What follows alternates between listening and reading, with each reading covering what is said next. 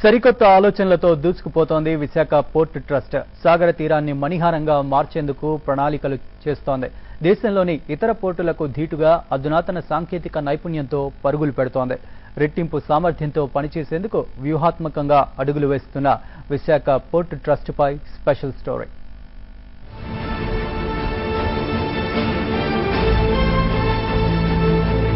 దేశంలో ఏ పోర్టుకు లేని ప్రత్యేకత విశాఖ పోర్టు సొంతం.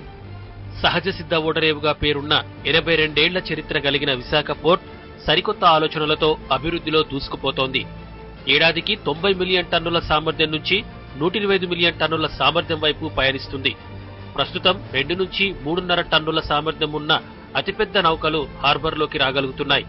పెద్ద పెద్ద షిప్లు హార్బర్కు చేరేందుకు 550 కోట్లతో డ్రెడ్జింగ్ పనులను చేపట్టింది పోర్ట్ ట్రస్ట్. ఔటర్ హార్బర్లో 2,25,000 టన్నులు, ఇన్నర్లో 1,00,000 టన్నుల సామర్థ్యం ఉన్న పెనామెక్స్ వెసెల్స్ ఎగుమతులు దిగుమతులు చేసుకునేలా అభివృద్ధి చేస్తోంది. హార్బర్లో షిప్లు సులువుగా తిరగడానికి అధునాతన యంత్రాలను ప్రవేశపెట్టింది.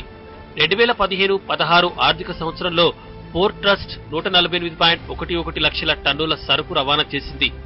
ఇందులో పెట్రోలియం ఉత్పత్తులే ఎక్కువ. అంతర్జాతీయ మార్కెట్ క్షీణించినప్పటికీ ఐరన్ ఓర్, కోల్ వంటి సరుకులను రవాణా చేసి దేశంలోని పోర్టులన్నిటికీ తలమానికంగా నిలిచింది.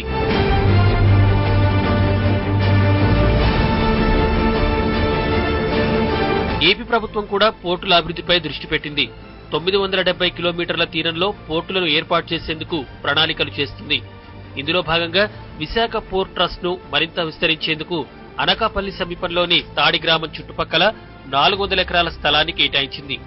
ఈ స్థలంలో warehousing, logistic park, multimodal transport వసతులు, లేబిలింగ్, ఫుడ్ ప్రాసెసింగ్ వంటి వసతులు అందుబాటులోకి తెస్తున్నట్లు పోర్ట్ చైర్మన్ కృష్ణబాబు తెలిపారు.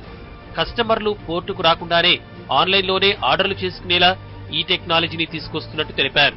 550 కోట్ల రూపాయలతో మనం ఎంటైర్ డ్రెడ్జింగ్ టేకప్ చేసి మనం ఆల్మోస్ట్ ఔటర్ హార్బర్ లో 2,25,000 టన్నుల వరకు మనం హ్యాండిల్ చేసే వెసల్స్ ని హ్యాండిల్ చేయగలం.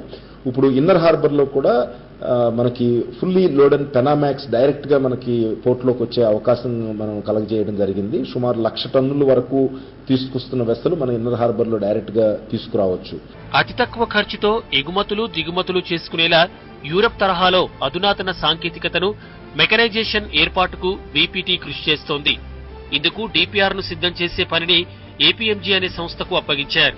దీని వలన 1,500 నుంచి 2,000 కోట్లు పెట్టుబడులు వచ్చే అవకాశం ఉందని సీఎండీ తెలిపారు. స్టేట్ గవర్నమెంట్ పరంగా చూస్తే కనుక ట్యాక్సెస్ కానివ్వండి, వీటన్నిటిలో కూడా మంచి బెనిఫిట్ ఉంటుందనే ఉద్దేశంతో ముఖ్యమంత్రి గారికి బ్రీఫ్ చేసినప్పుడు ఆయన ఎంకరేజ్ చేసి మనకి 400 ఎకరాలు ఇవ్వడానికి ముందుకొచ్చారు. కాబట్టి దాన్ని సక్సెస్ఫుల్ గా ఉపయోగించి పోర్ట్ యాక్టివిటీ పెంచడానికి, అలాగే లోకల్ యాక్టివిటీ, ఎంప్లాయ్మెంట్ ఆపర్చునిటీస్ పెంచడానికి ప్రయత్నం చేస్తున్నాం. విశాఖ పోర్ట్ ఆధునీకరణతో విదేశీ మారక ద్రవ్యం పెరగడంతో పాటు అన్స్కిల్ కార్మికులకు భారీగా ఉపాధి అవకాశాలుంటాయని నిపుణులు అంచనా వేస్తున్నారు.